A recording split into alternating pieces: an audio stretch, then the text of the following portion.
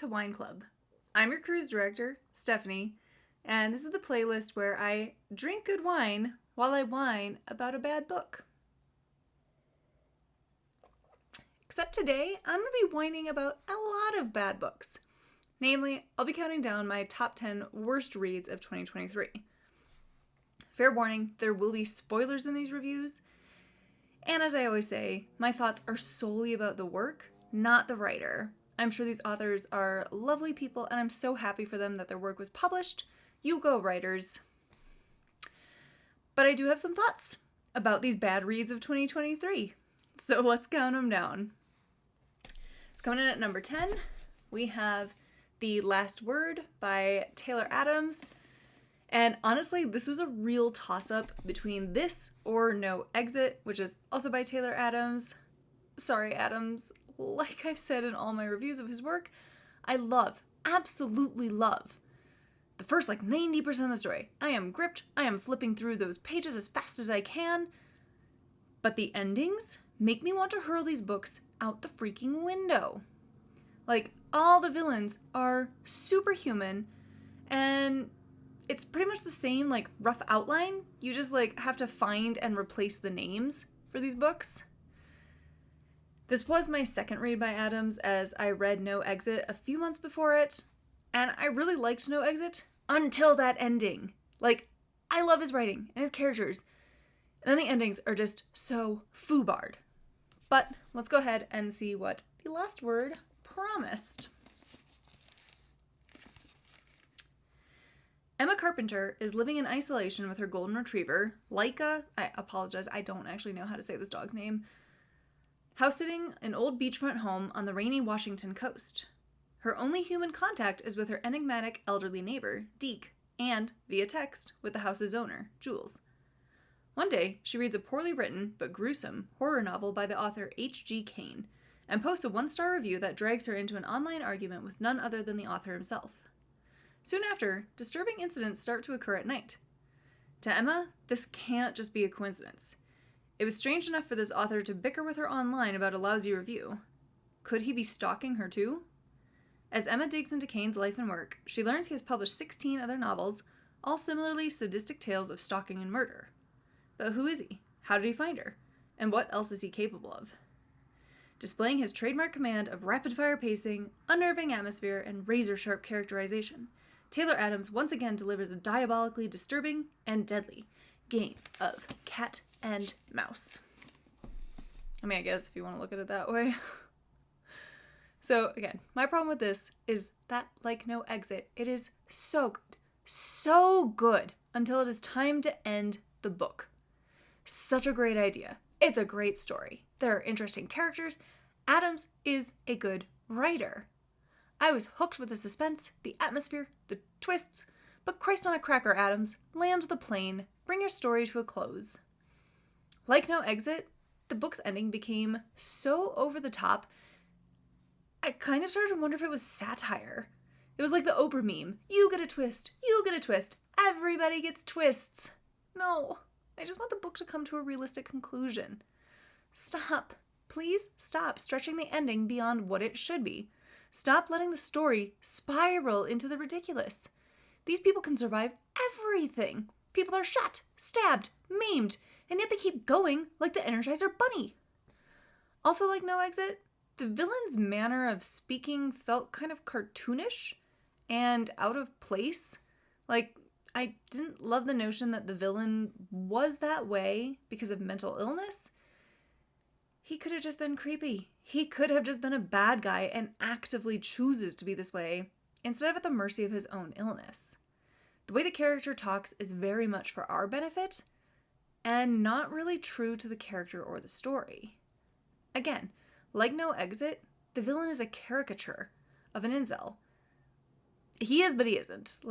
He is in some instances, but then he's not, and just frustrated that he's so repellent and gross to women, but then he also hates them and wants to see them suffer, but then he's just mad, he's scary, but he's also afraid. I truly couldn't buy Howard as a real character. And again, like No Exit, there's a reason these two books were kind of running head to head on this list. But like No Exit, I loved this. until the 90% mark, and then it was just a slog to get through. And the ending should not feel that way. You also have to have a pretty open mind and be willing to suspend all disbelief for these endings. Again, these villains are supernatural with what they're able to stand. I also felt the story was a bit predictable. Like, I know I've ranted before about stories that have no freaking clues and then try to pass off the killer without any setup. This almost had, like, too much setup. Like, there were certain details that were pretty much lit up with a neon sign saying, "Remember this!" And then the twists were easy to see from a mile away. Like, obviously Deke knows the author, and it took Emma way too long to connect the dots that he knows more than he's letting on.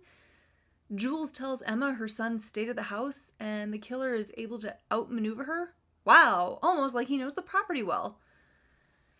I also guessed pretty early on that Emma's husband is still alive, though the plot point about her deceased baby was a surprise because there wasn't much setup or allusion toward her being a mother. But the heavy-handedness of her missing Sean but never committing and saying he was gone kind of gave it away. I have read reviews where people did not like the mixed media format in this. So there are like excerpts from the new book that H.G. Cain is writing. So it's like a book within a book. I actually didn't mind this part. I thought it was an interesting add-on to the story as we saw Emma's perspective of what was happening and then like the glorified and altered retelling from the villain. I actually thought it was a neat touch and kind of shows the villain's like warped sense of reality. Again, the first 90% of the book is entertaining, suspenseful, and a page-turner. I was staying up hella late to fly through these chapters. Adams does a great job of keeping me hooked and does craft unique and very original horror stories. He knows his genre, and he writes it quite well. Like, you do feel like you're trapped in the house with Emma. You feel like someone is standing right behind you. Adam puts his characters into life or death situations, and for the most part, I'm not screaming at the heroines for their dumb choices. For the most part. Emma was actually really resilient and used her head to outsmart the killer. Except for one certain scene. There's a scene when the police arrive. Emma has a chance and literally closes the door on it. Girl, what are you doing? You know Howard has no intention of letting you or Deke live, so tell the cops what's going on. Also, how the hell is all of this stuff happening and her dog isn't stressed out in the slightest? The door opens a little too fast and my dog loses his mind. Though I was so happy to see that the dog does not die, or this book would have immediately been a DNF and tossed into the trash. Though, like our villains, the dog does have some serious plot armor in the fact that it doesn't die from eating the poison and like baited food that Howard left out for it. I also have to say the fake out ending with Deke, where he was drugging Emma and like trying to kill her and make it look like she took her own life, was a bit over the top and only served to add like more twists and turns to this book that was already flying off the road. I rated this between a 2.5 to 3 stars. I would have given it a 4. I loved it until that ending that just wouldn't end. I'm really hoping that this isn't Adam's signature style, as it would really deter me from reading his other works. I know there are plenty of authors who follow templates, pretty much like Dan Brown and Megan Miranda, whom I love both of them, but their stories don't have 99 fake-out endings. And that is what I take issue with this. Like I said, land the plane, man. Like, you do not want readers closing your book and being glad that it's just finally over. Most of us don't want the, but wait, there's more, 19 times in a row. I did read a review that compared this to Now Exit, like in terms of setup, and you have your scrappy but depressed heroine who faces a villain that thinks they're super smart and hates women on some level, and apparently are beating Jesus at his own game with how often they can resurrect. Same thing, different setting. If you liked No Exit, you'll probably like this. Though I have seen reviews from people that really liked No Exit and then hated this, so who knows? I felt similarly about the books. Great for most of it, but I want to be put out of my misery by the time we get to the endings. You may also really enjoy this if you like campy slasher movies, kind of like Scream, but it's just not as good and it's not as self-aware to like make fun of it while also doing something new with it.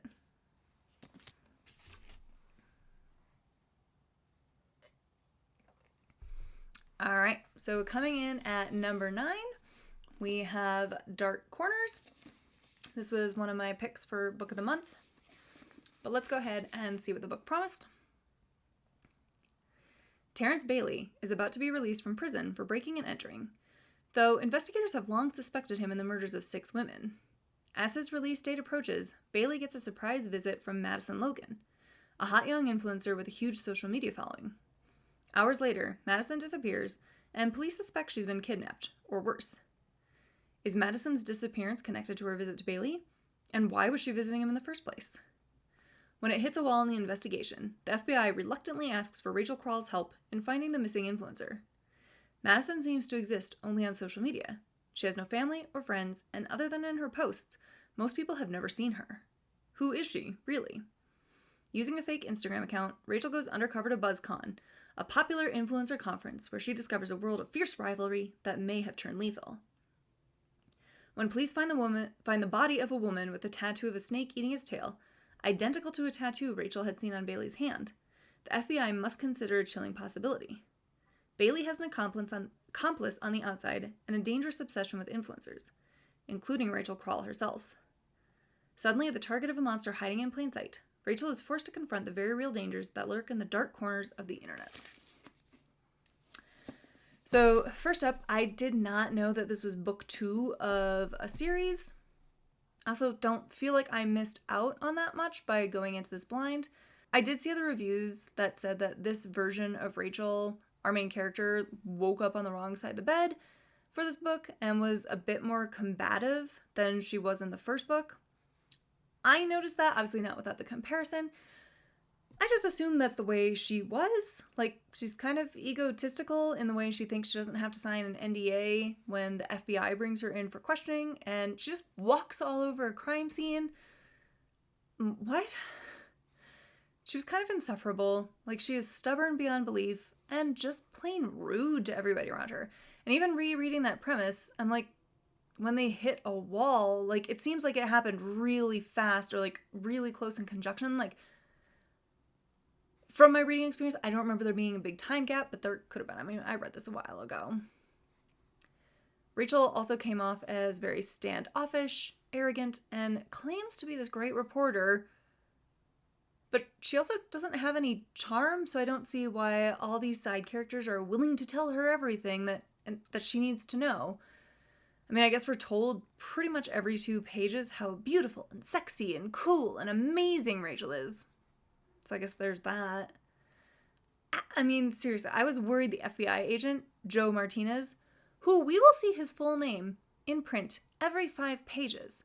I was so worried his head was going to get stuck up her ass with how much he's praising her and telling her she's the second coming when it comes to being a detective. I was really torn on whether I even liked Rachel or not. She stomps all over Joe's investigation and gets in his face and basically tells him she knows a supposed serial killer is just got out of jail and is fixated on her, but she will not be going home where it is safe, thank you very much. She has an investigation to attend to. Even though she would rather go swimming or running on the beach or ignoring everyone whenever it's actually time to get down to business. Do you want to investigate or not, Rachel? Pick a lane. So social media plays a big role in this, and professionally, I manage social media in my 9-to-5 life. Personally, I was dying, absolutely dying when Rachel goes undercover at the influencer conference and uses her old Instagram account. It's not even a fake account, it's a legit account that she used to run, and it has 19,000 followers, even though she hasn't posted in 2 years. Okay, not buying it, but I had a really good laugh at Rachel going undercover at this conference and using her old running Instagram account. The conference people are bending over backwards for her when she is being a petulant little child and not promoting it. Please. Like, she is disdainful of the freebies bag that she gets, hates that she gets like a nice room at the hotel, and is just such an overall brat about everything. Like, show some gratitude for what they're giving you. Like, a lot of people would jump at the chance to have that experience or be able to get all that swag.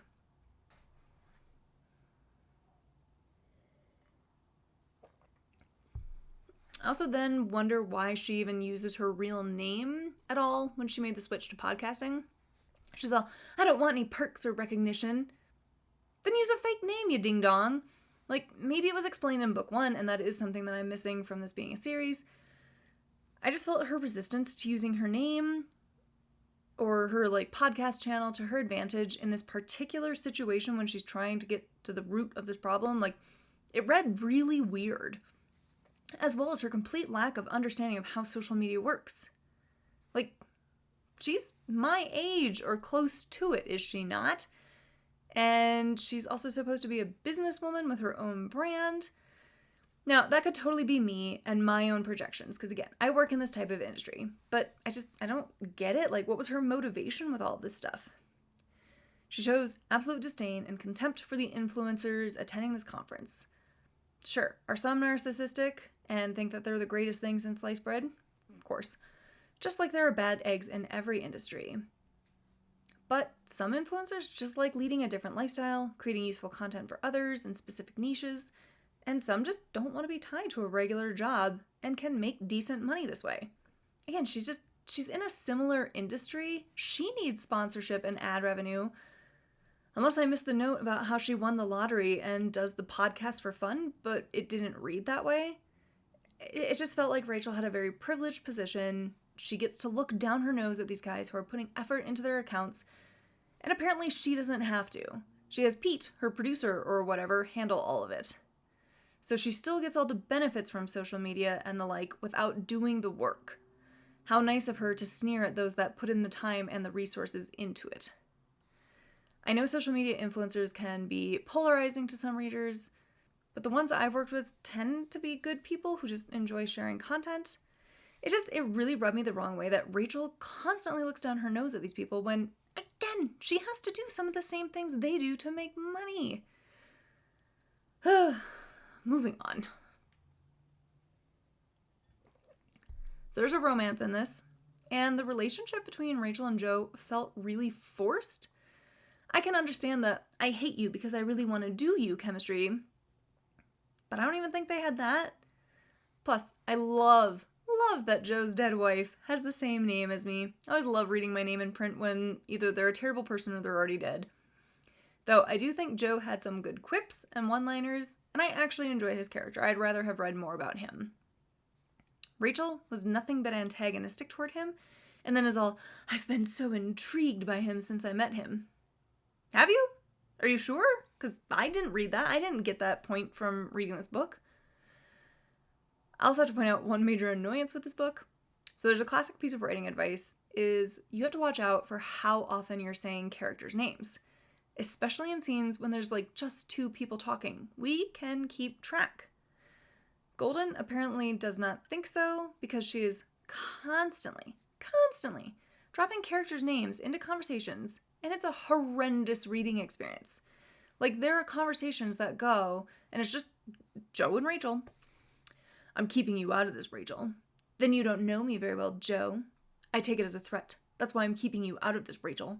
I don't work for you, Joe. I decide where I go and what I do. What does the symbol mean, Joe? It's a sign of death, Rachel. Oh my God, nobody talks like this. I barely even say my own husband's name when I'm talking to him. I barely ever use anyone's name unless I'm referencing them to someone else. It was just so annoying to see their names all over the place.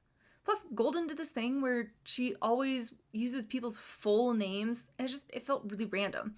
Like, we'd be halfway through a chapter, and we're following Joe, who we know damn well who he is, and then a sentence will start, Joe Martinez stepped into the police station.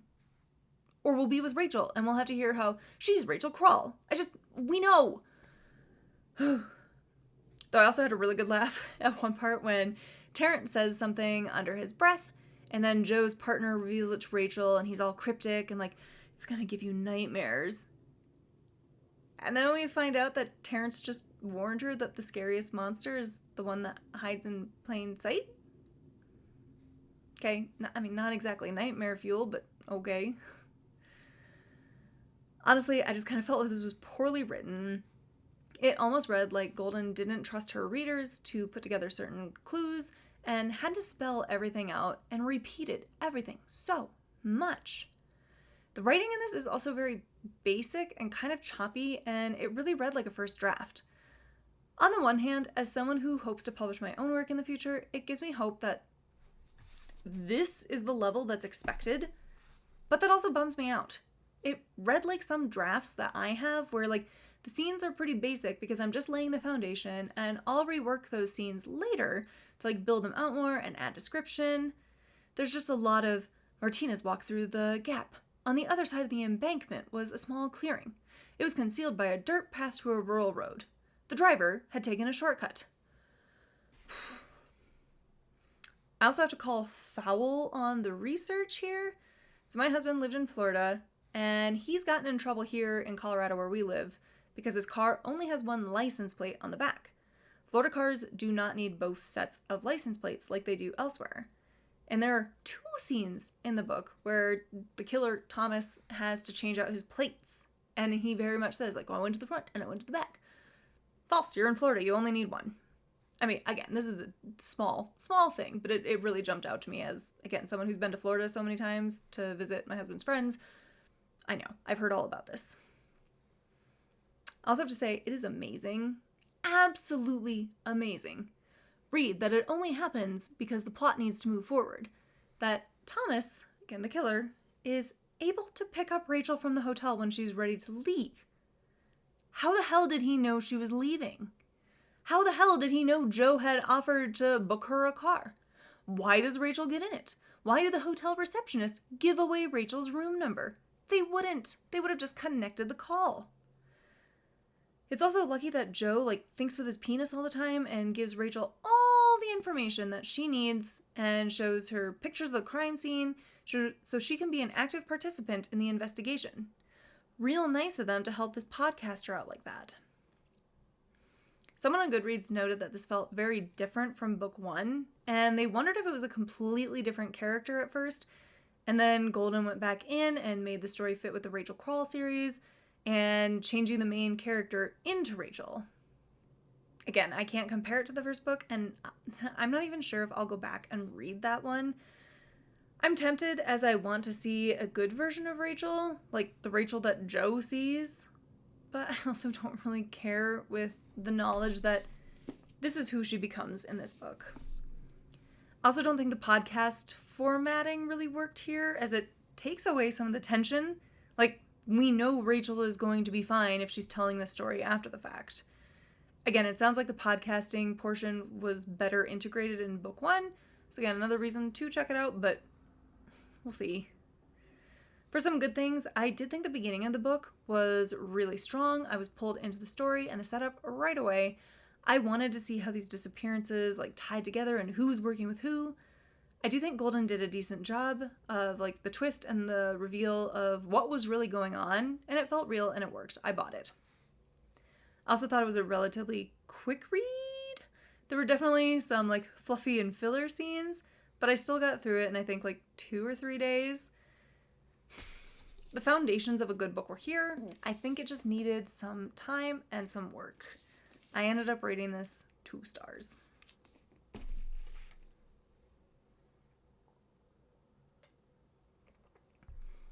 All right, coming in at number 8, we have She Started It by Sean Gilbert.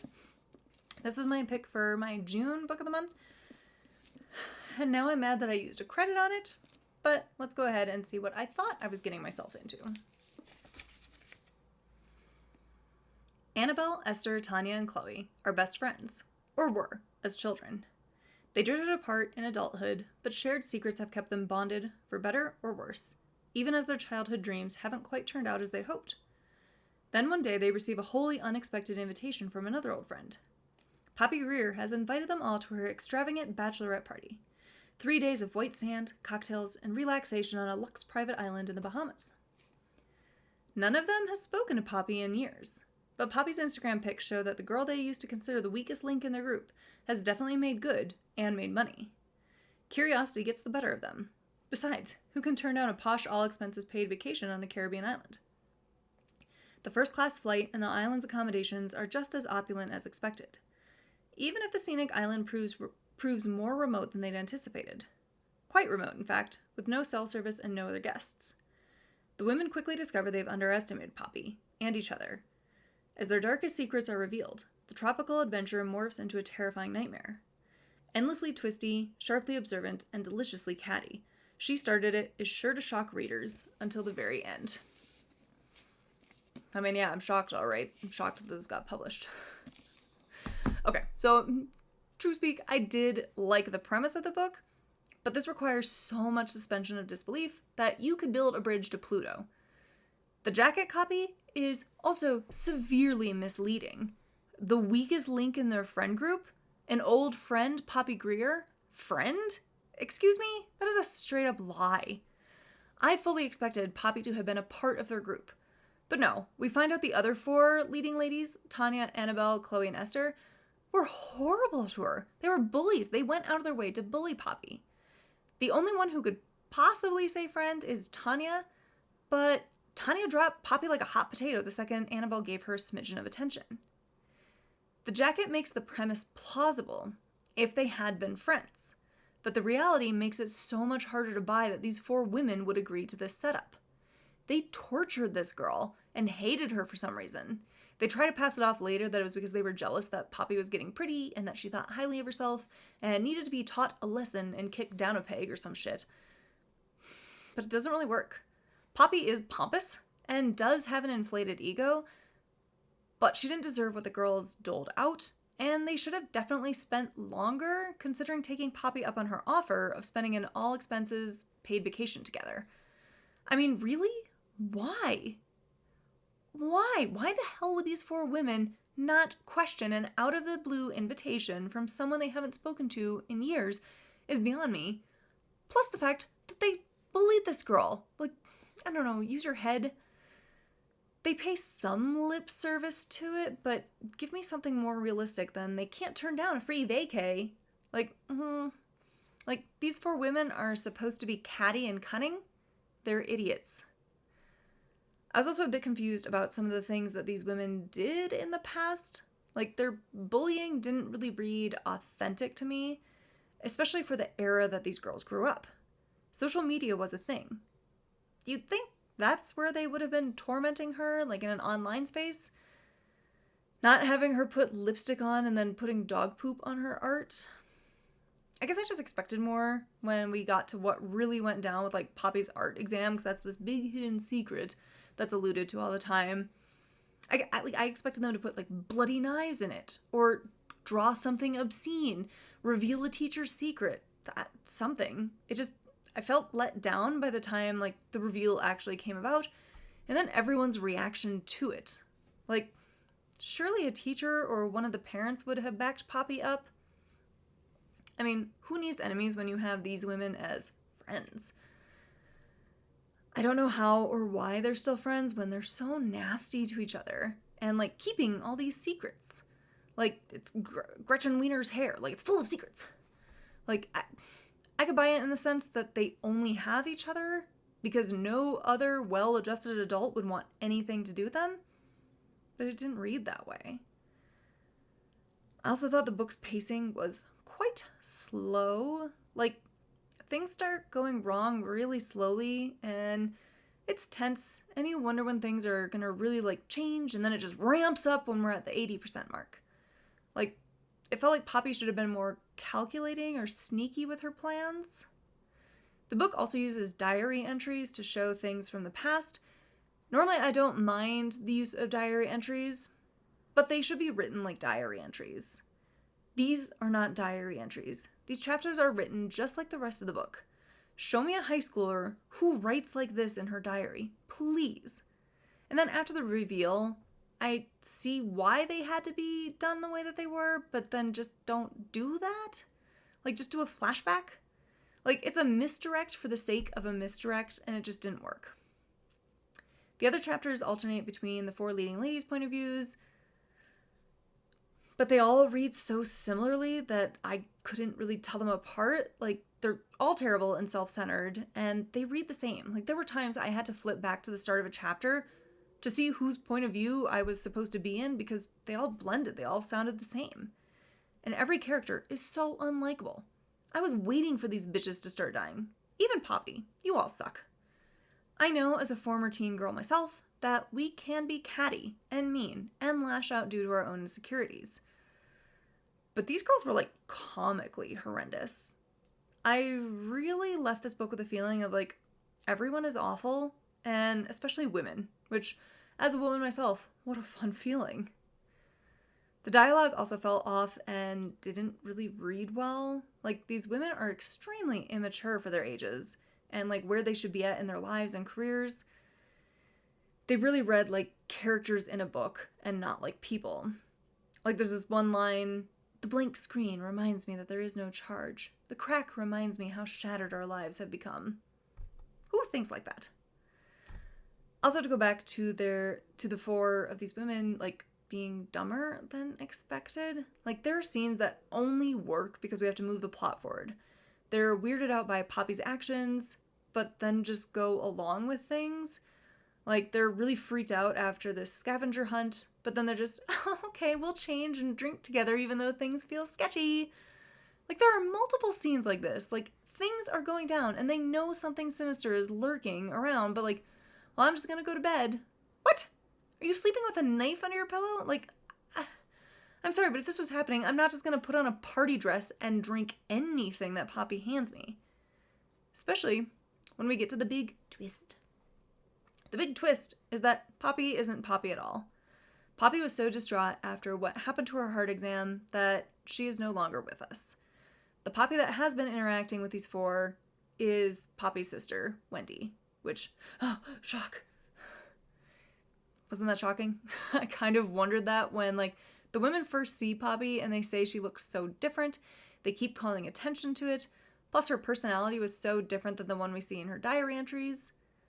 I get that it's been 10 years, but it was a major shift, and Wendy definitely had an edge to her that the original Poppy didn't.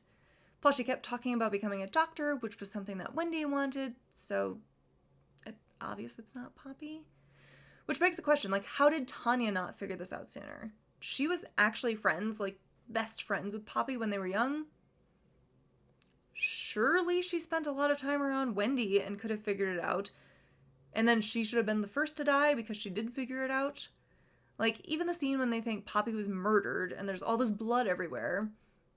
You can buy animals' blood at butcher shops. Like, surely someone would at least venture that this could be like a Stephen King Carrie situation. There's also this weird, like, misdirect once people start dropping. And so we get the point of view of the killer. But these point of views were only added to the end of Esther's chapters. Were written in italics talking about the killings and how to hide things. So it makes you think that it's obviously Esther and she must be the one doing it, but she's not. So why was it only added there? Why didn't we just break that out into like its own like little 1-pager? We never get an explanation. It was just a weird writing stylistic choice that, again, it just feels like it's a misdirect for the sake of a misdirect. I could also see the setup of Annabelle being the lone survivor coming from 300 pages away because we're told she survives at the beginning. It takes way too long for Annabelle to realize like how important it was that Robin, the woman who drove the boat out to the island with them, called Annabelle the bride. Like, I appreciate that at least it was set up properly, but By the time we got to that point, I was so tired of being in the story that I couldn't really appreciate it. A good thing about it is that it's a very quick read. The setting was written well, and I wanted to vacation on this island, obviously not with this particular group, but I also think the tension was kept up really well as you wait for things to catch on fire. The book, though, kind of takes away some of its good points because it ends on not 1, but 2 cliffhangers. Excuse me? You did not earn the right to do that, she started it. If anything, you get 1, as it made the most sense for the story, but the other one kind of is hinting at a sequel, and yikes, I don't want a sequel to this. I do somewhat agree with Annabelle that the forensic science will show that someone else was there, but like Wendy said, they'll just assume someone like killed her and dumped her body in the sea. So I do have to ask, like, does this mean Wendy is going to watch Ollie for the next few years? Since he had a hand in destroying Poppy's life, he's the one who let the girls into the art exam room in the first place. Like, what if he turned out to be a good person? Like, thinking about it, there could have been an interesting way to do the twist and keep it as it is. Wendy, as Poppy, still kills everyone and sets up Annabelle, but she never reveals to Annabelle what happened. So she still gets Ollie's name and bails, leaving Annabelle to the hands of the police. Annabelle tells the police the truth about Poppy doing it, but they are the ones to reveal that Poppy has already died, thus making Annabelle question what really happened and who did this to her. I also think it could have worked better if, like, Wendy had changed her name and ingratiated herself with the group and then destroyed their lives from, like, their own turf. All in, like, the story idea is there. I think it was the wrong setting and it didn't need the island part. Like, save that setting for a different cast of characters. There was a review I read on Goodreads by a user named Ashley, and she noted that it didn't even feel like a thriller because it felt so much like trashy reality TV. And she's so spot on with that. And I love me some trash reality TV. But I didn't love this. This is a 2-star read. At best, it could have been good, but it just didn't come together for me. I'd even go as far to give it 1 extra star for this beautiful cover. But I'm feeling petty, and so I won't. This could have been a good, like, beachy summer thriller, but it needed to be polished more instead of, like, laser focused on how awful everyone is. I do think Gilbert could become a strong author, and she definitely has good ideas, and by learning to make her characters more distinct, she could do really well for herself. She's a good writer, the talent is there, it just needs some nurturing.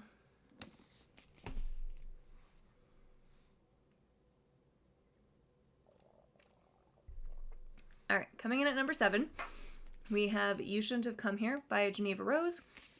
This is a book that I went out of my way to get because I'd seen good things about it, and I have some regrets. But let's see what the book promised. Grace Evans, an overworked New Yorker looking for a total escape from her busy life, books an Airbnb on a ranch in the middle of Wyoming. When she arrives at the idyllic getaway, she's pleased to find that the owner is a handsome man by the name of Calvin Wells, and he's eager to introduce her to his easygoing way of life. But there are things Grace discovers that she's not too pleased about. A lack of cell phone service, a missing woman, and a feeling that something isn't right with the ranch. Despite her uneasiness, the two bond and start to fall for one another. However, as her departure date nears, things change for the worse. What began as a playful romance soon turns into a complicated web of lies. Grace grows wary of Calvin as his infatuation for her seems to have morphed into obsession. Calvin fears that Grace is hiding something from him, including her reason for staying at his ranch to begin with. Vacation flings typically end in heartbreak, but for Grace and Calvin, it'll be far more destructive.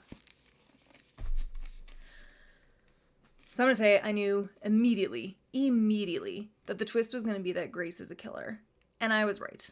And I kept reading, and it only confirmed that suspicion as she is given multiple chances to leave and doesn't do so. But keeps telling us, like, I'm counting down the days until I can leave, and oh, my car, and this and this. But it's like, if you weren't planning on torturing him or killing him, you'd have left by now. You'd have found another way to get out of there. I'm mad that I was right, as the book is kind of boring then when it's revealed that she's a killer. Could have had so much more fun with this. We could have had 2 killers facing off with each other, and it should have been so much more fun watching them, like, go head to head and, like, give me some real, like, cat and mouse scenes. Make me wonder when one of them is going to figure it out. Then, like, at the end, Grace says she knew right away that he was on the same level as her. But then, like, show her, like, playing with him and messing with him and, like, setting him up. Like, so much potential here. It just felt like Rose cared way more about having an amazing twist that no one could see coming that she didn't set it up properly. Like, so sure, I'm sure some readers didn't see it coming, as there's no indication that this is the way it was heading. For a book classified as a thriller, I wanted more thrills, and I feel like I've said that a lot this year. Sure, there was some tension and creepy things happening, but it wasn't very thrilling, unless you count waiting for Grace's Brussels sprouts to burn on the stove. I also called it immediately when there's this new guest whose name is Albert. He's a real creep, and it's obvious, glaringly obvious, that he is related to Calvin. And I was right. Again. He is swiftly killed off, and I wanted more resolution as to whether Grace killed him after hearing about his allergies, as Calvin says it was just a wrong place, wrong time. Because, no, I don't buy it. Like, one of you killed him. Can I at least know who? I do think that the use of first-person point of view was an interesting one, as, yes, it ramps up the tension and puts us closer to the story. But I've got some problems using first person when the writers have to keep secrets away from us. I think it's very hard to keep secrets from readers when we are in the characters' heads, and authors have to do like some serious bending over backwards to hide reveals, and that played out at times here. Like the characters would be all, he wasn't the only liar, or we were both keeping secrets. People don't think like that. We're not typically all cryptic in our own heads. It just didn't work for me, as it makes it very obvious that I'm reading a story. And yes, I am aware that I'm reading a book, but it added a separation that first-person point of view typically eliminates. Like, I just wish we'd gotten both perspectives in third, so things could be hidden more, or we wouldn't know what they're thinking. We'd have to go based on their actions alone. Plus, after the reveal, the characters are suddenly acting very different compared to what we saw in the previous, 200-some pages.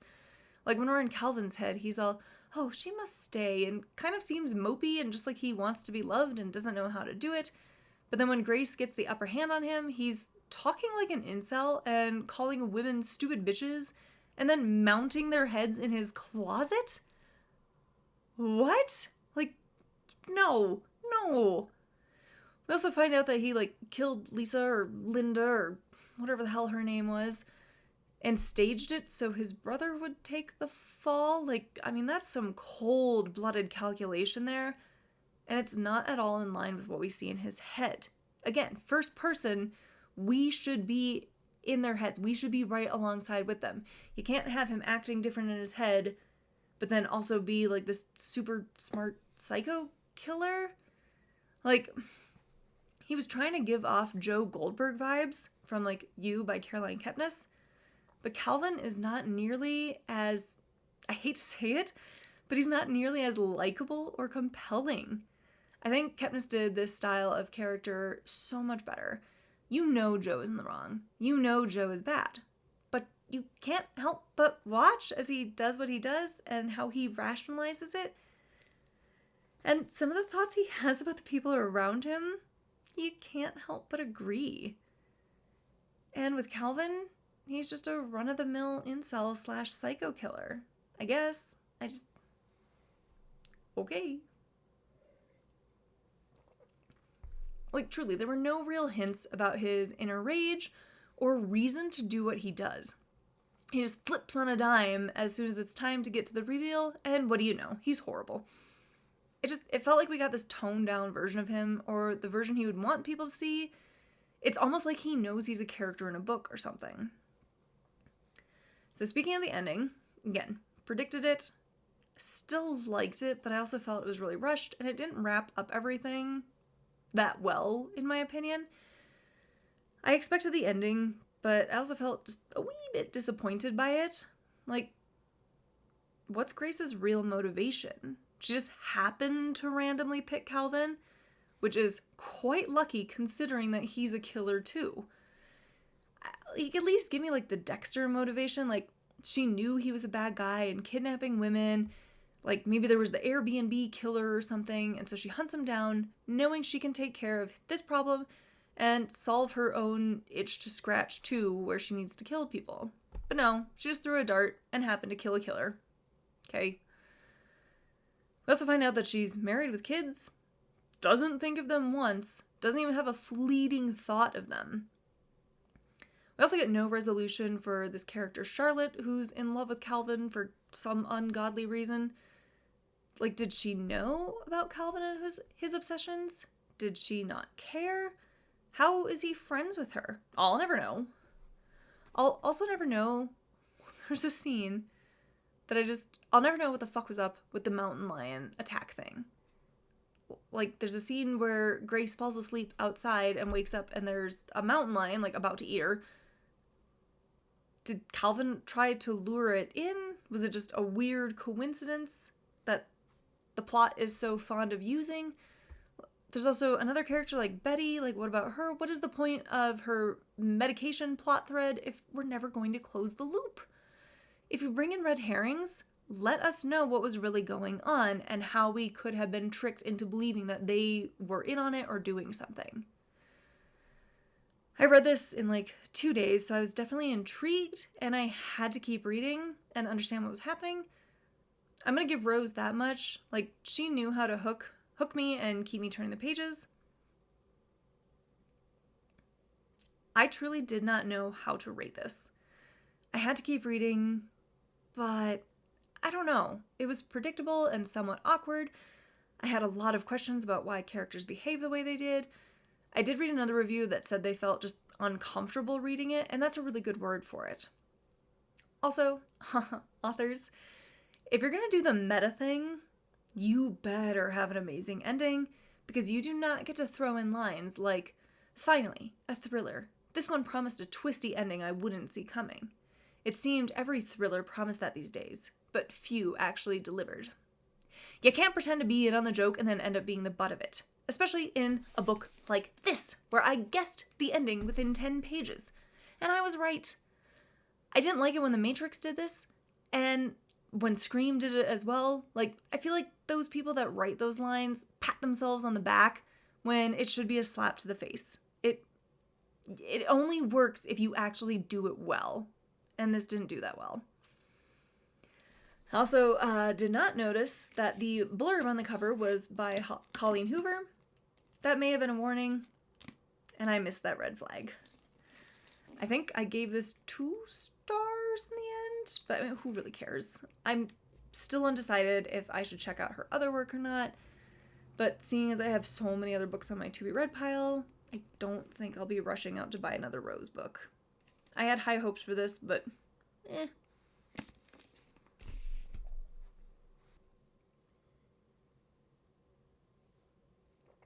Alright, coming in at number 6, we have No One Will Miss Her by Kat Rosenfield. Oh, this book. This book was just so stupid, and this was so implausible, and required an idiot plot in the fact that everyone in this book is an idiot. I am also the idiot, as I bought this on an impulse buy when I saw it in a store, and I didn't take the time to do a quick glance of reviews or ratings. So that's on me, but let's go ahead and see what I thought I was getting myself into. On an October morning, a homicide investigator pulls into the hard-luck town of Copper Falls, Maine.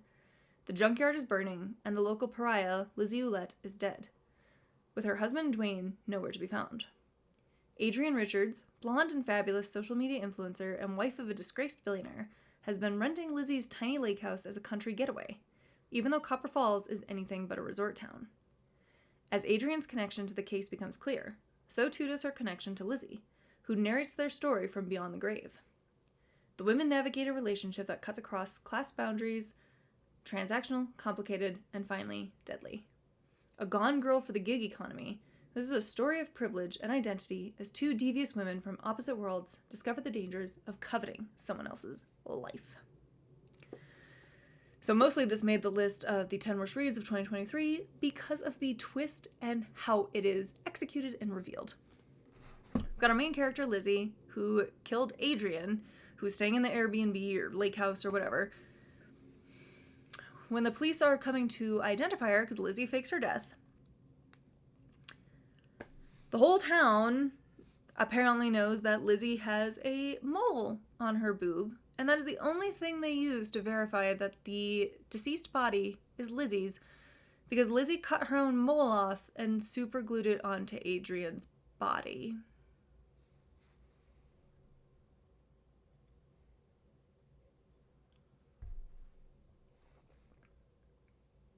What in the what? Come on. There'd be DNA testing, dental records, checking thumbprints. They would not just see a boob mole and go, yep, that's Lizzie all right.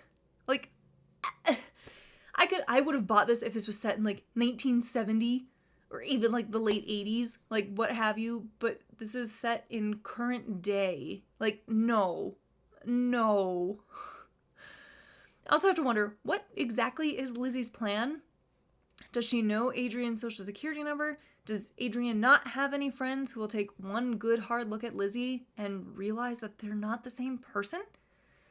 How did Bird, the cop who's investigating this, like, not realize? Like, Rosenfield kind of wanted it both ways, that Lizzie is such a non-entity that people in the town treated her like shit. But then she's also a dead ringer for Adrian, this super hot social media influencer. Like, yeah, pick a lane. I also have to question, like, there's all these asides to baseball in this book. Got a little tedious after a while. Like, the characters don't even seem to care about the sport, but it also felt like Rosenfield felt she needed to, like, throw in some characterization for both Lizzie and Bird, and here you go, you got baseball. That's your characterization. Like, they both listened to a baseball game on the radio. That's not characterization. That was a distraction and the chance to pad out the word count. I don't care, because they don't care. Speaking of things that don't add much to the story besides words, near the end there's like this sudden, and I mean sudden, cold case that he is working at the very end. We heard no hints of him struggling with this case or thinking about it offhandedly, and suddenly there it is. Like, some of the things that were added to the story just didn't really add anything to the experience of reading the book or impact the main plot. So, trigger warning for this book. There is animal abuse that, in my opinion, was extremely unnecessary. As soon as I started reading the scene, like, my stomach clenched and I knew what was going to happen, and I could not read it. I really couldn't read it. I had to skip over a few pages because we hear about Dwayne, Lizzie's future husband, abusing her cat that she absolutely loves. I just... Why? So to her credit, Rosenfield is a strong writer and can craft some powerful paragraphs, but after a while my eyes were glazing over. I don't need tons of paragraphs of inner monologues of Lizzie telling me exactly who she is, who Adrian is, who Dwayne was. After what Dwayne did when they were kids, I was appalled that she even gave him the time of day, let alone sleep with him and then marry him. You kill my cat, I'm gonna beat you with a bat. But, ugh. With Lizzie and Dwayne getting married, at least Rosenfield does do a good job of pointing out, like, the hypocrisy of a small town berating and blaming a woman for getting pregnant and ruining a man's life, instead of acknowledging that, like, he obviously had a hand or a certain body part involved in it too. So I'm also curious how this is a thriller, as again, like some of the other books on my list, there are no thrills to be had in this. It's more of a character study, and so if that's your jam, you might like this, but it wasn't for me. I'd compare this kind of to Lisa Jewell's work and, like, her domestic thrillers. It's a lot more introspective and examining human nature and behavior than, like, a Twisty McFisty thriller. I also got a very good laugh at the blurb on the cover. Blade sharp, whip smart, and genuinely original. A thriller to refresh your belief that a story can still outpace and outsmart you. Written by none other than A.J. Finn of The Woman in the Window. This book was supposed to refresh my faith in the genre. It refreshed my faith that bad books still get published, so there's hope for me yet. I also hate A.J. Finn and the trash fire that was The Woman in the Window, so this should have been a big red flag for me to not pick up this book. I guess I really need to start paying attention to the cover quotes to make sure that I'm not buying something that has been blurbed by somebody that I already know I don't like. Ugh.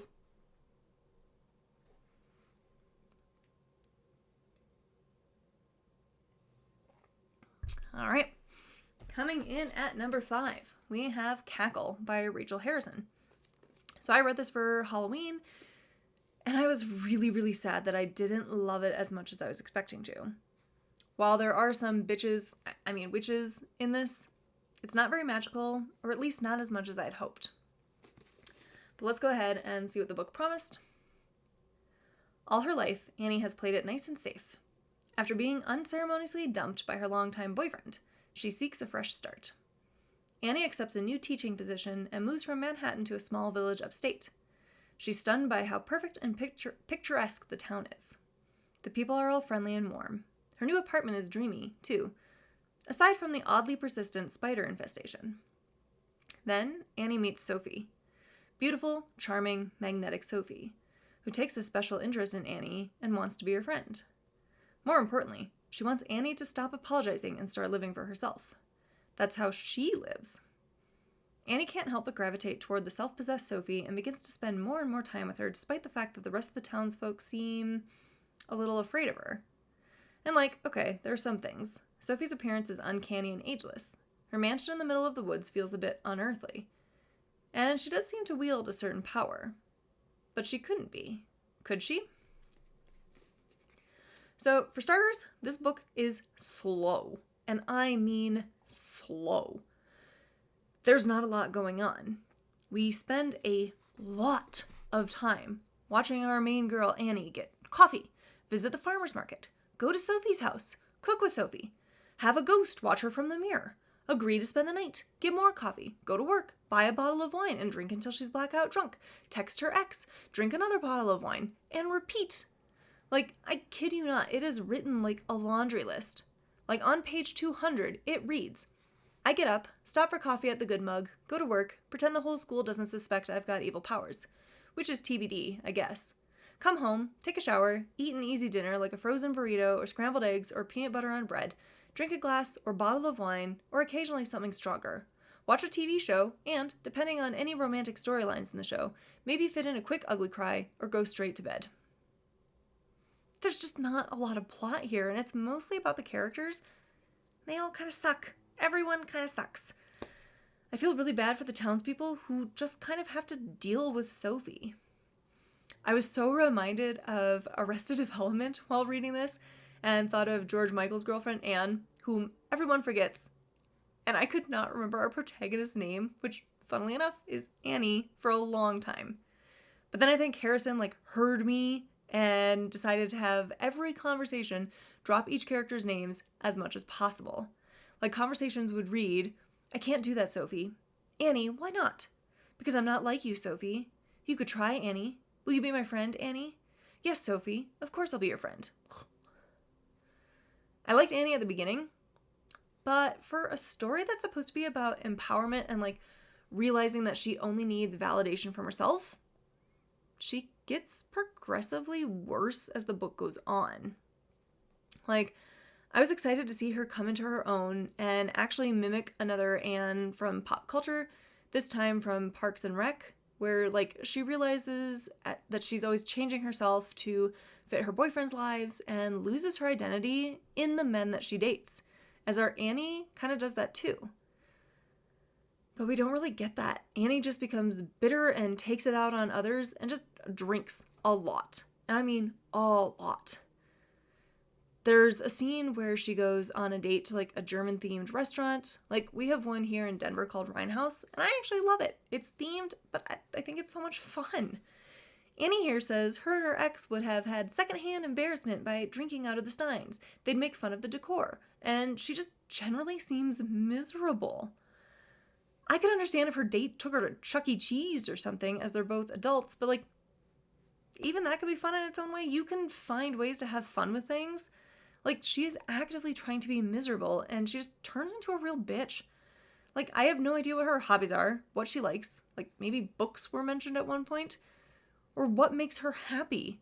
Because nothing besides thinking about the good times with her ex-boyfriend Sam and drinking makes her happy.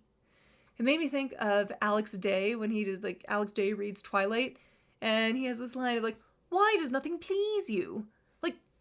Nothing pleases Annie. She's even rude and dismissive of, the one student who seems like a good kid, but then is all, well, why are the kids so terrible and mean to me? Maybe because they know you're awful, Annie. Did you think of that? Like, she starts out as a character that I wanted to root for. Like, sure, she's a bit immature and requires validation from men, but she's not an outright horrible person. It is interesting that she does note after meeting Sophie, like, how Sophie never pays for anything, and, like, the rest of the town citizens seem scared of her, or at least go out of their way to, like, appease her. Why didn't Annie question this more? Why does she ignore signs that things might not be on the up and up with Sophie? Why does she not question where her powers come from? How does Annie get powers? I want answers, and I won't be getting them. The story just kind of fell flat, which is a bummer, as I had been waiting to read this. I had bought this and kept this on my shelf for like 6 months. There's just not much going on with the plot, and very minor subplots that don't seem to really matter in the end. I kept waiting for like scary stuff to ramp up, or for like the reveal that like Sophie needs to kill young women or something, but no, they just have a weird ass friendship where Annie thinks Sophie might drug her, and Sophie indeed does, and then Annie is all, I don't know, let me eat and drink the things that you give me. I also expected this to turn sapphic, as Annie is constantly talking about how unbelievably beautiful Sophie is. Plus, Sophie is always calling Annie like her pet, stroking her hair, carrying her around, and just generally stalking her. Like, it was pretty toxic. Like, Sophie even keeps Annie's phone away from her in several instances. Like, I fully thought this was going to mature into more than it did. The story relies on a lot of men bad, women good messaging. Which, sure, are there terrible men out there? Yes. Are there also terrible women? Yes. Sophie and Annie are proof of that. I understand the message that the book was trying to tell us, that happiness comes from within, not validation from others, especially not from the people that you're attracted to. But the book really missed the mark on getting that message across in the right way. By the end, Annie is awful. She hurts her ex-boyfriend and revels in his pain, and then realizes that fear is a great way to have power over others.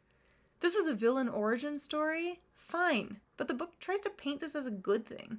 She's now her own woman, but yikes, like, she's scary. I also wanted more information about Sophie and her magic, like, what are the extent of her powers? How did she get them? Why are there ghosts in her house? The world will never know. We kind of get a hint that the ghosts are people she's killed, but like we never get clarification, and Annie really doesn't seem bothered that Sophie is forever torturing these ghosts. It's like the story wants the theme to be revenge equals empowerment. Fear equals empowerment. Again, I wouldn't mind if this was meant to be a negative arc, but the feeling I get is that it's not. It's meant to be seen as a good thing that Annie is now using her powers to harm others. Someone needs to revisit some quotes from Martin Luther King Jr. in the idea of darkness cannot drive out darkness.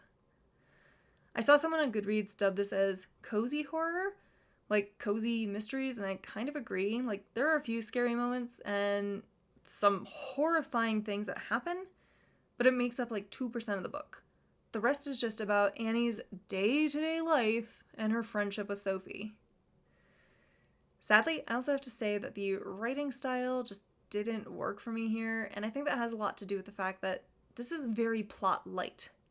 It's mostly, I did this, then I did that, I picked out this outfit, I put some cash in my bag, I drove here, I walked over to the coffee shop, I ordered 2 lattes. There are some sections that have really great writing, but the others just kind of felt like a first draft.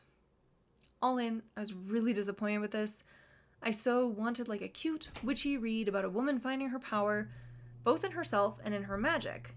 Instead, I get a boring, bitchy read about a woman who gives control to others. Plus, that ending was very abrupt and a real about face. Annie is meeting up with Sam and then causes him to bleed out his eyes and cracks his knees and like enjoys hurting him. Was it wrong of him to still be with his new girlfriend while trying to get back with Annie? Yes, it was. But that punishment is way over the top for his transgressions. And then Annie has this major epiphany about embracing her power and surrendering everything to get everything, and poof, she's a full-fledged witch who don't need no man and goes running back to Sophie. What? What in the what? I don't get it.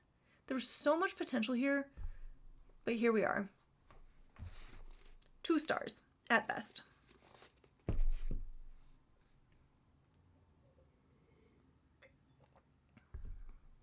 All right, coming in at number 4, we have The Strange Inheritance of Leah Fern by Rita Zoey Chin.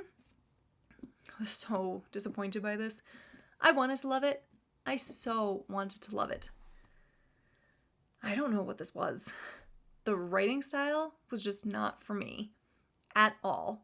And the story itself is kind of all over the place.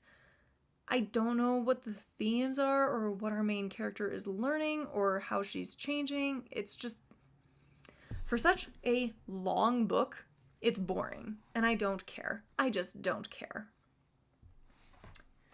But let's see what the book promised. Born in a carnival trailer, Leah Fern begins her life as the youngest and very best fortune teller in the world, taking strangers' hands and feeling the depths of their emotions. Her mother, Jeannie Starr, is a captivating magician who, with no explanation, leaves 6-year-old Leah with a friend and disappears. 15 years later, a small-town outcast, Leah is surprised by a knock on her door.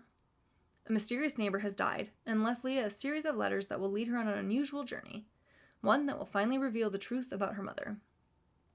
An enchanting novel about the transcendent powers of the imagination and the courage it takes to love, The Strange Inheritance of Leah Fern explores the unlikely but ultimately redemptive relationship between a young woman who has forgotten how to live and a dead woman who summons her to remember. So I will say that I was so excited for this, as I love elephants, and based on the cover, I thought they would play a much bigger role.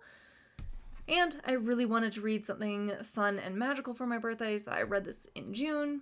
I thought I was in for a magical carnival-type story with a girl who is finding meaning in her strange life through this strange inheritance.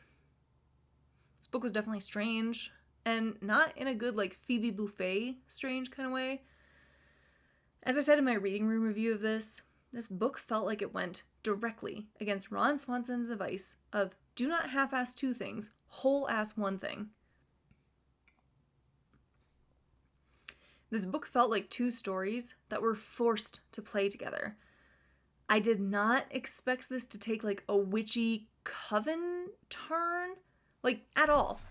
The book cover says nothing about that. And then that takes up the majority of the story. The story itself was also so freaking slow. And I think the writing style had a lot to do with that feeling. The prose is very pretty, but it's too much for my taste. I would find myself skimming over sentences or reading and realizing that I'm not really reading this. It just was not my style of writing, but it probably works for many people. Just an example. On page 281, it reads, "Now she was born of ice, born of the world below it, glowing blue, born of the hidden fish and the flashy schools of silver, born of the shoots of ancient sturgeon, born of the algae wavering upward toward the bright ice ceiling, born of the flecks of fossils gleaming red and green, born of the glycoproteins released by the sleeping creatures wedged into the sand, born of the slick eel, born of the slime, the pearly spheres, the translucent skin, born of the sediment, born of the cold, born of the quiet, born of the luster and the sinew, born of the leg muscle, gastrocnemius? I actually don't know. Quadriceps hamstrings that were leading her forward." What? Again, this writing style is not my jam, but it may be yours, and that's cool. I just couldn't take it. I also think the writing style just really read like page filler, and it makes the story feel fluffy in a way. We go on this journey with Leah, and she meets people, but those scenes are very tiny. I expected them to have more of an impact on her, and seeing as we open the book with her preparing to off herself and have her death, these characters shouldn't just be blips and then forgotten. What was the point of meeting the character Bob or Brenda or the ice cream witches?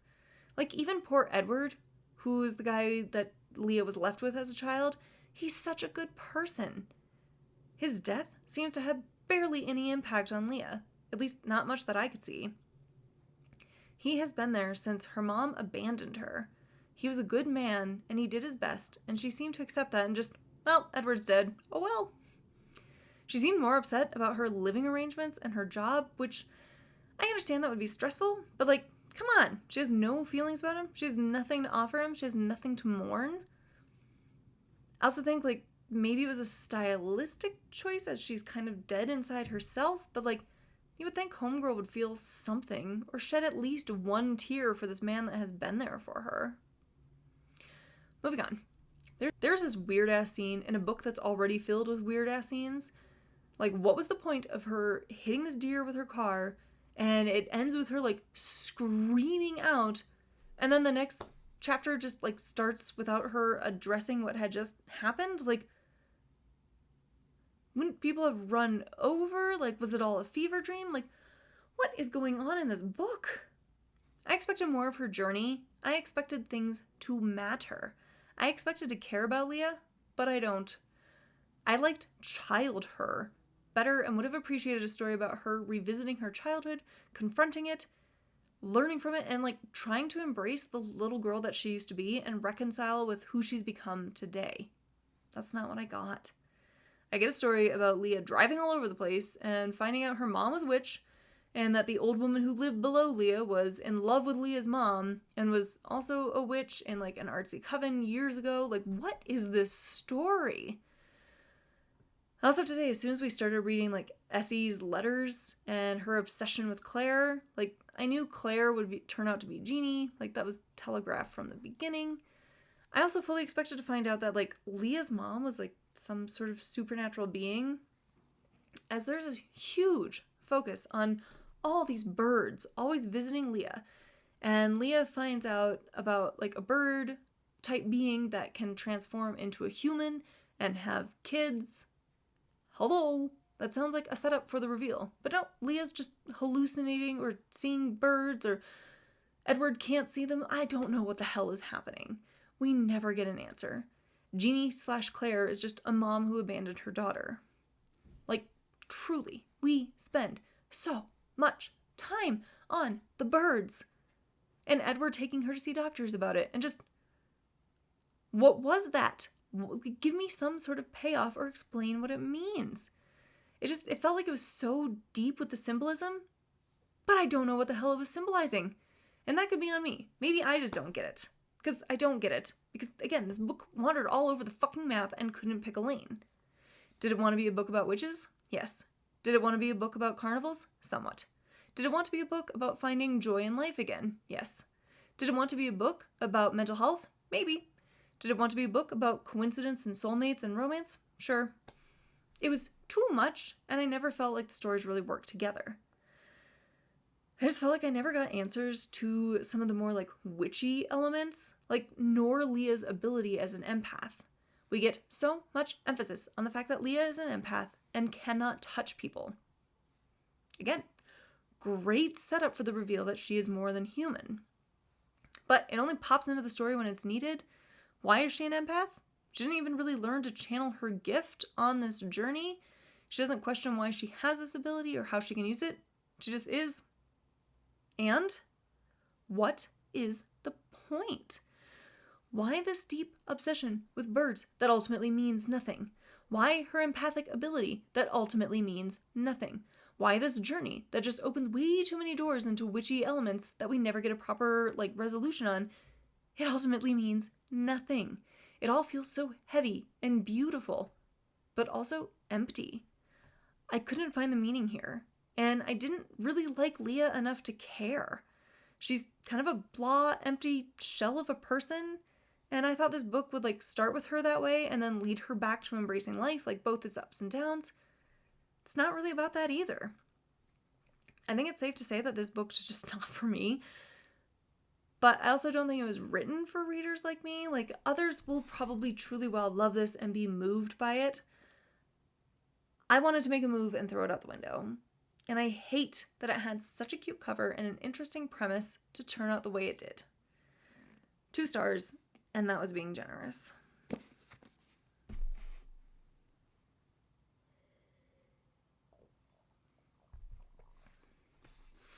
All right, number 3, we have The Stranger Upstairs by Lisa M. Matlin. Because this is tough. I really wanted to like this. I liked Matlin's writing for the most part. I think she needs to continue to hone her skills, but this was a big yikes. I was so excited to read this in October as it sounded like a haunted murder house mystery with a main character with like her own secrets to hide as she strips away the house's secret. Kind of got that, but let's see what the book promised. A therapist and self-help writer with all the answers, Sarah has just bought a gorgeous Victorian in the community of her dreams. Turns out you can get a killer deal on a house where someone was murdered. Plus, renovating Blackwood House makes for great blog content and a potent distraction from her failing marriage. Good thing nobody knows that Sarah's past is as tainted as the bloodstain on her bedroom floor. But the renovations are fast becoming a nightmare. Sarah imagined custom avocado wallpaper, massive profits, and an appreciative husband who would want to share her bed again. Instead, the neighbors hate her guts and her husband still sleeps on the couch. And though the builders attempt to cover up Blackwood's horrifying past, a series of bizarre accidents, threatening notes, and unexplained footsteps in the attic only confirm for Sarah what the rest of the town already knows. Something is very wrong in that house. With every passing moment, Sarah's life spirals further out of control, and with it, her sense of reality. But as she peels back the curling wallpaper and discovers the house's secrets, she realizes that the deadly legacy of Blackwood House has only just begun. So I'm going to start off with some positives, as I think Matlin is a good writer, and she does a great job of creating like a tense, spooky atmosphere. Having Reaper, the cat, like clawing at her and walking to the door of the attic was really well written. I was truly scared of what was going to happen for the first part of the book. Our main girl, Sarah, is extremely inconsistent, and this book leans into a trope that I absolutely despise. I almost closed this book and was going to DNF it when I found out that Sarah was going to be one of those unreliable narrators. One of those that is presented to us as smart and competent, but then is all, I know I shouldn't be ingesting alcohol while on these meds, but YOLO, I'm gonna do it anyway. And then sit there wondering why she can't remember anything, or days pass and she doesn't realize, like, what's going on? Oh, it must be this scary house. No, it's you, because you're making stupid choices. Like, just please, stop. I hate this plot device. Stop making our leading ladies so stupid. Even though I loathed the woman in the window, I could understand why our main character was drinking and taking her meds. I didn't like it, but it worked in the plot. Here, it makes no sense. So not only is she unreliable, but she's wildly inconsistent, and it drove me up the wall. She starts out as this woman just trying to present the perfect life on social media as she's desperate for validation and wants people to like her. I understand that motivation.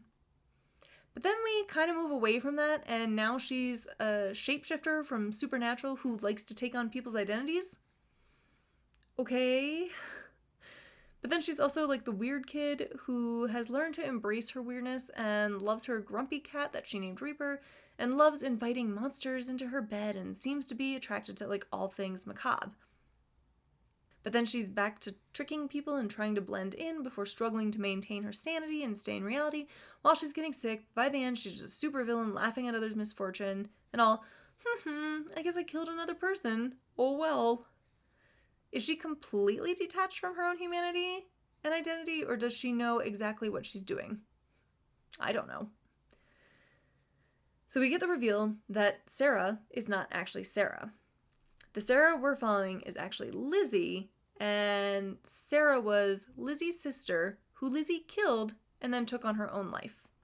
Oh, after stealing the real Sarah's boyfriend from her too, who is now with Lizzie and is her husband.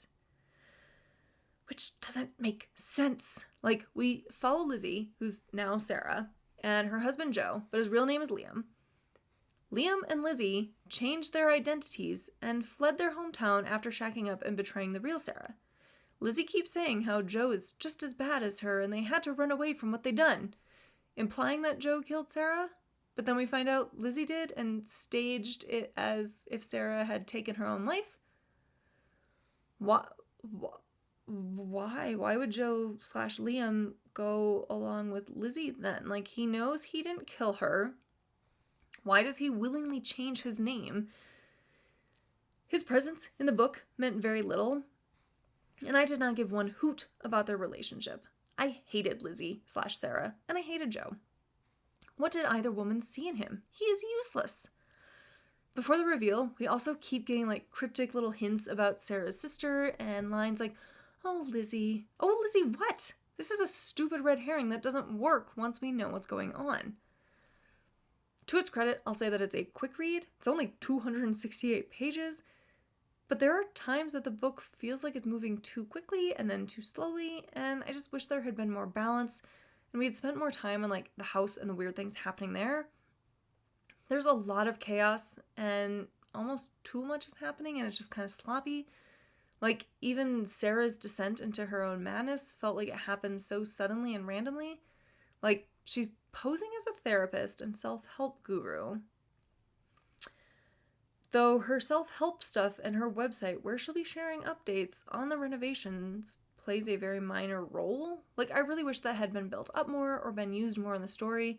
It's only mentioned when it's convenient to the plot, or we need to show what Sarah's thinking, even though the book is in first-person point of view. But she has clients, and it felt like she was in demand and popular, and then suddenly she has no clients. Like, what happened? I wanted to see her pissing people off or letting her mask slip.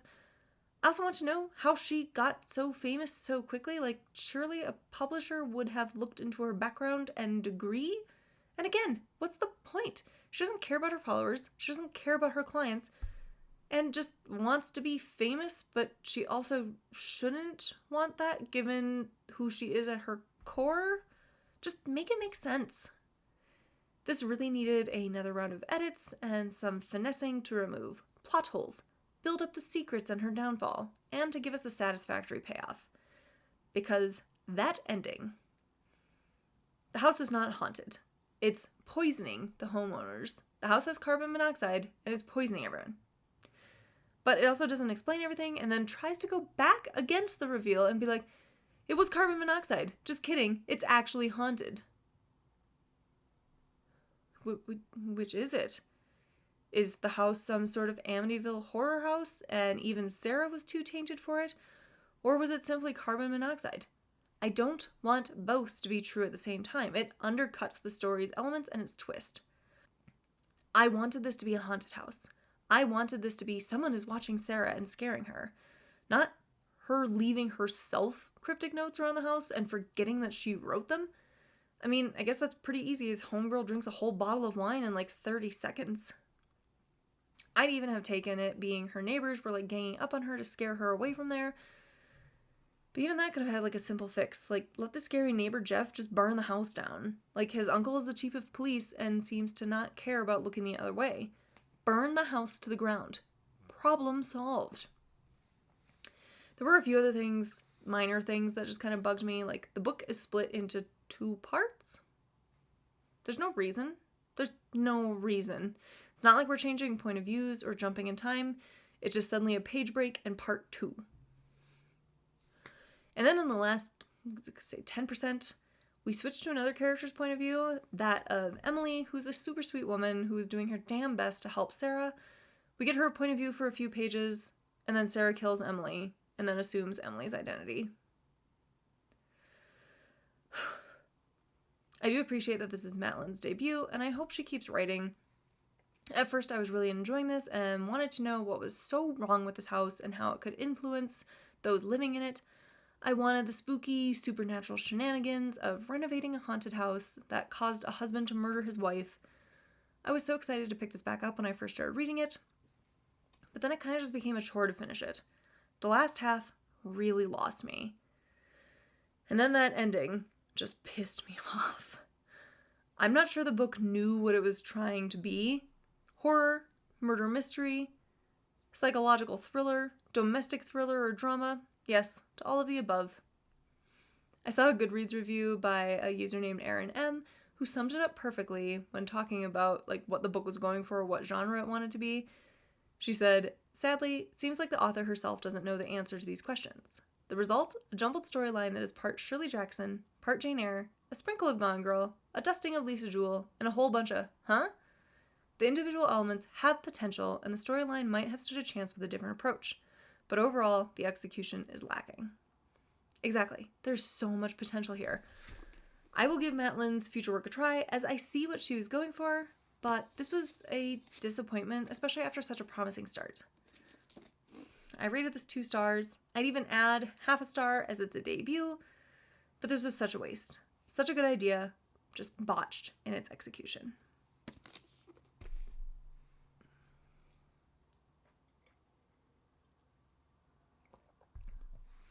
All right, we're getting down to the last 2. It's coming in at number 2. We have All I Want by Darcey Bell. Woo, buddy, strap in, folks. We're going on a wild ride. I have some... I was going to say constructive criticism. I don't think it's constructive. I think I just have criticism. But let's see what the book promised about before I get into ranting and raving about it. When Emma's husband, Ben, falls in love with a neglected Victorian mansion for sale in upstate New York, he swears to her the fixer-upper will be worth the trouble. Sure, the old house is a little dilapidated and has a bit of a creepy past, but the nearby country town seems nice enough. So they set aside any misgivings and make an offer. After all, whatever happens, Emma and Ben are in it together, aren't they? But soon, Emma finds herself with a case of buyer's remorse. Why does her husband suddenly seem so distant? Are her neighbors lying to her? Is the house's ominous history repeating itself? And why can't she shake the feeling that she's in danger? And so is her unborn child. Sinister, suspenseful, and utterly engrossing. All I Want is a terrifying descent into the dark side of domestic life that will forever change the way you look at your neighbors and your loved ones. First of all, how dare you? How dare you waste my time like that? I'm really mad about this reading experience.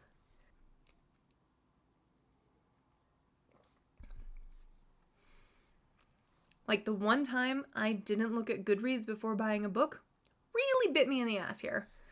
I thought Belle had a good reputation, but my God, I wanted to throw this across the room when I finished it. I am that gif of Bradley Cooper tossing this out the window. And I wasn't even loving it before that ending really pushed me over the edge. I could not connect with our main character, Emma. She is naive to the extreme, but also paranoid and also somewhat smart, but then not. But then she's just embarrassingly desperate for Ben's approval and love that I wanted to smack her. Get some self-respect, Emma. Your husband Ben is a tool. I could not understand her motivation. I couldn't understand her past. And I just couldn't understand her.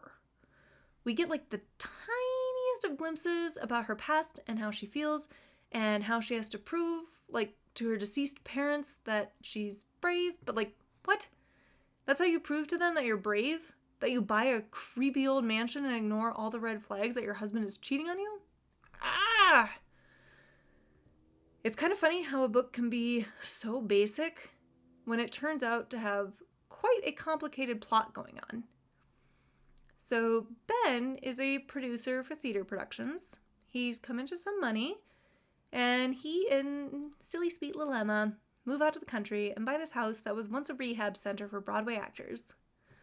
Well, we find out when we finally get his point of view, on page 201, mind you, that he was basically going to buy the house with or without her approval, and luckily for him, she's a doormat who, if he were to ask her to jump, she would ask, how high? We also find out that Ben met with Lindsay, the realtor for the property, before talking to his wife to see it. And then we find out that he took the realtor to Pound Town and is having an affair with her. So here comes the kicker. Lizzie is some sort of sociopath and enjoys being a director of sorts herself and masterminds this ridiculously complex plot to get herself back on stage by sleeping with Ben and getting the lead role in his next production. Oh, we also find out that Lindsay has tried this tactic before and had an affair with a married woman, who we then find out works with Ben. What a small world. What are the chances? Very good when the plot says so. To add to her fun, she decides that she wants to mess up Emma's life beyond, like, taking her husband and starts making Emma think that like weird things are happening at the house, like seeing ghosts and finding a diary of a woman who lived at the property and was having an illegitimate child, and and maybe she and Emma are more alike than they think, and maybe Emma has met this illegitimate love child herself. This book is a mess. For 80% of the book, we are only with Emma and her point of view. Then we get the reveal that Lindsay is behind everything, including the diary. She wants Emma to come across as unhinged, so then she and Ben can raise Emma's baby. But then she's also not sure if she wants it. She'll decide on that later. But after the baby is born, she and Ben lock Emma in her room and act like stereotypical mwahahars. Oh, and this is after Lindsay killed someone to keep her plan from being exposed. And then Emma is rescued by their contractor, JD, who is also Lindsay's half-brother. He's been doing work on the house, and then Emma kind of has like a little crush on him. So he rescues her, and I can't. I died laughing and had to tell my husband when it is revealed that the ghosts that Emma keeps seeing, which is a woman and a baby, are just people that live in the town that Lindsay paid to stand on the side of the road and then drop down into the bushes to scare Emma. I can't. So we get our big rescue when JD comes to break Emma free of Ben and Lindsay and all their terribleness, and then the two like shitty lovebirds make a run for it, Ben and Lindsay, and are immediately killed by driving their car into a tree. Okay. JD and Emma live happily ever after and have 2 more kids. Okay. A stretch, but okay. Fine. I'll take it.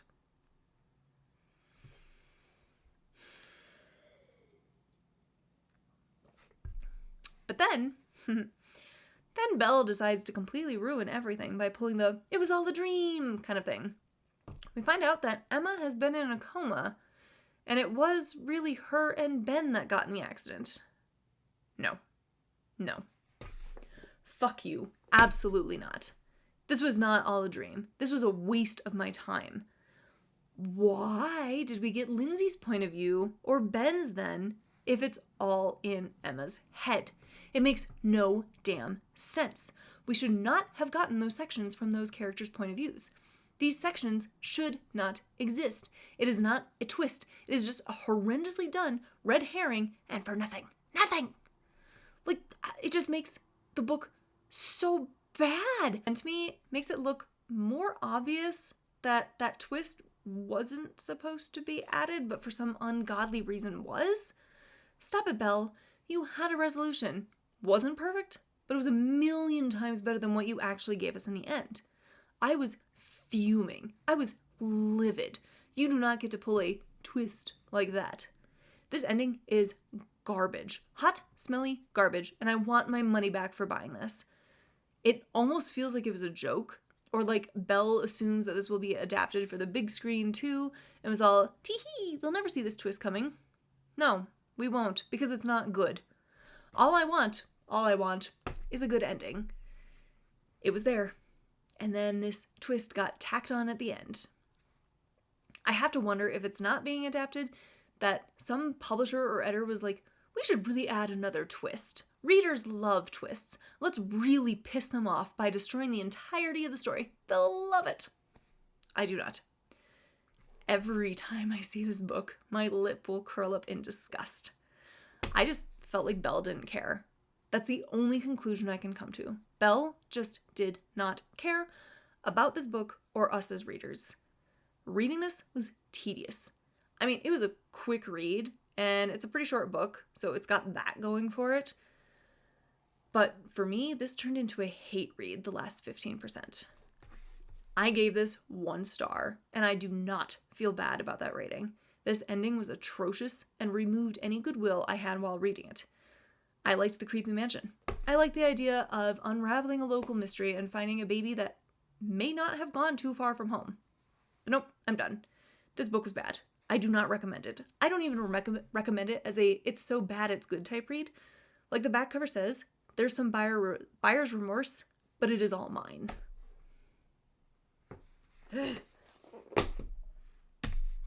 Okay, we finally made it.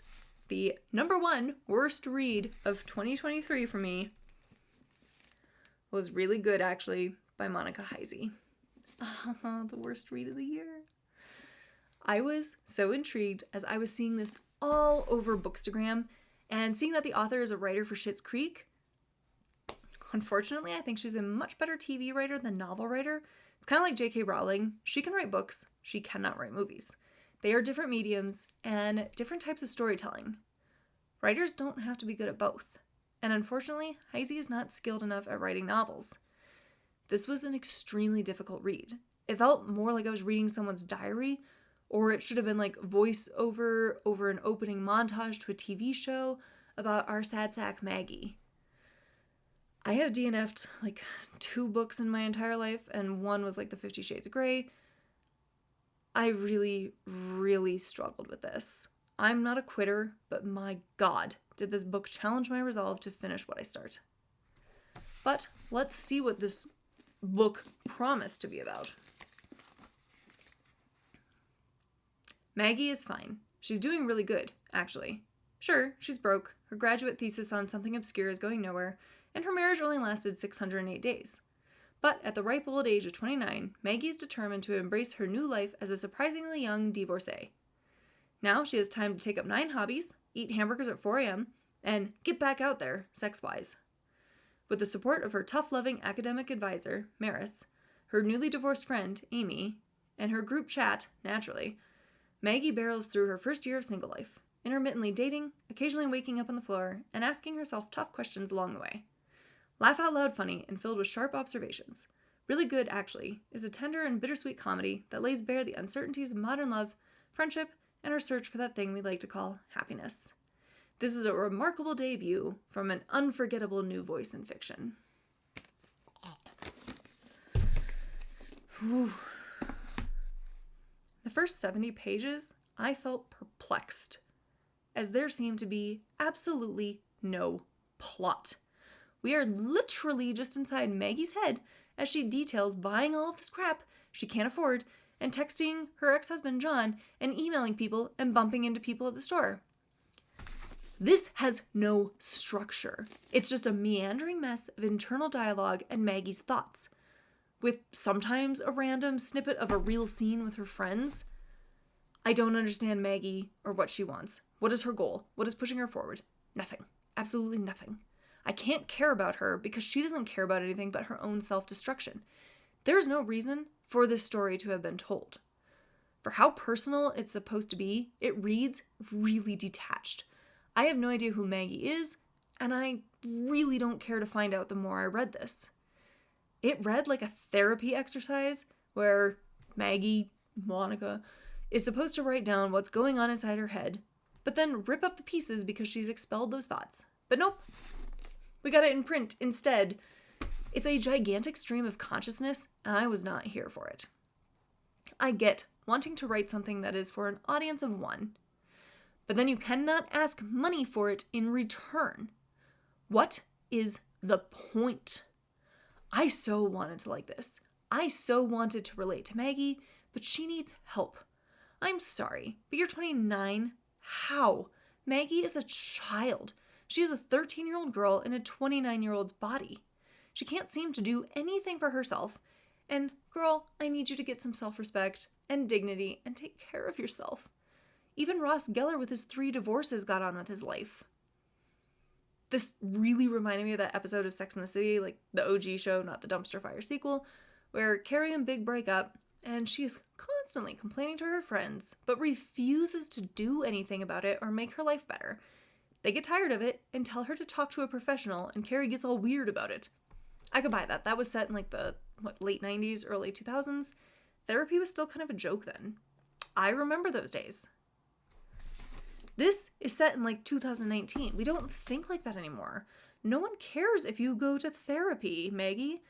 Most would say that that's pretty healthy of you to talk about it and learn how to move on with your life instead of wallowing in self-pity and crying all the time. I don't blame her friends for starting to pull away. She even admits that she ignores them, avoids them, and can't bring herself to care about their lives in return. What a friend! I mean, really, Maggie has no redeeming qualities. She outright says she does not care about pretending to be interested in her friends' lives, seems obsessed with her image, and doesn't recognize that this might be a real problem, and inflicts her chaos on those around her, knowing that it's wrong.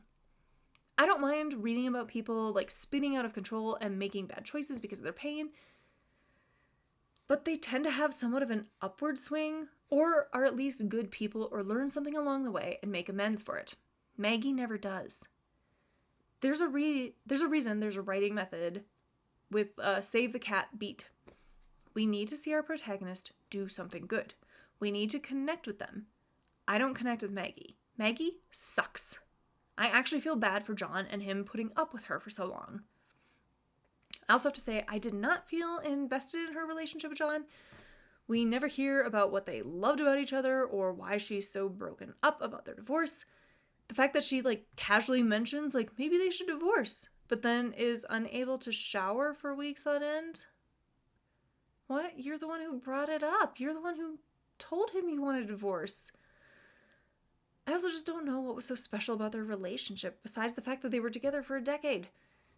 It doesn't seem like they had a big blow up or that this was building for years or that their marriage was a band-aid on a bigger problem. Maggie is just unhinged over the divorce and harassing John with daily texts, emails, and voicemails, none of which he's returning. Sure, I could understand her frustration at the beginning, but take the hint, girl. He don't want to talk to you. I still can't understand what led to their divorce either, or even how he feels about it. God, this book just sucks. I also have to say, I feel really bad for Harry Styles. What did this man do to deserve his literary portrayals? He's the basis of the devil that is Harden from After. And now in this book he is said to have performed intimate acts on Maggie. I feel so bad for him. I also feel really bad for her friends in this. I mean, as much as I can for fictional characters, I don't really know them. They're not developed at all, besides Amy and maybe Maris in the home stretch. I would so rather read a book about Amira or dum-dum emotional Lauren. Also, for how little these side characters matter, why? Why do we have to have two Laurens? It was put in there purely for a joke that isn't even that funny. I swear, when we got to the wedding scene, I thought it was her sister's wedding. I had no idea who the bride and groom were, if we had met them already, or if I was supposed to care about them. And honestly, I was just so confused by so many things in this book. This book was said to be laugh-out-loud funny and painfully relatable. It's painful. You got that right. Why? Why do I hate myself? Why can't I simply DNF a book before I get to the point of hate reading? Lastly, this ending is odd. And it goes back to my biggest gripe with this book. The lack of structure. This doesn't read like a real story. It kind of just ends. I guess on a hopeful note, but still. Resolution? Heard of it, Heisey? I think this would have worked better as a creative nonfiction piece or a memoir or a book of personal essays. Trying to turn this into a novel was a really bad choice because it's not really a novel. It is also way longer than it needs to be. To say something nice, there were some funny moments. You had to trudge through trash to find them, but there was some humor in this. So, yay. It gets half a star for the humor. If I were being generous, I'd give another half a star for the cover, but that star is reserved for the illustrator, not the author. But mostly, I just felt exhausted reading this, and the humor was not worth the investment of my time in reading this. This was truly the worst read of mine in 2023. Why? Why, Bookstagram? Why did you betray me like this? Ugh, tell ya.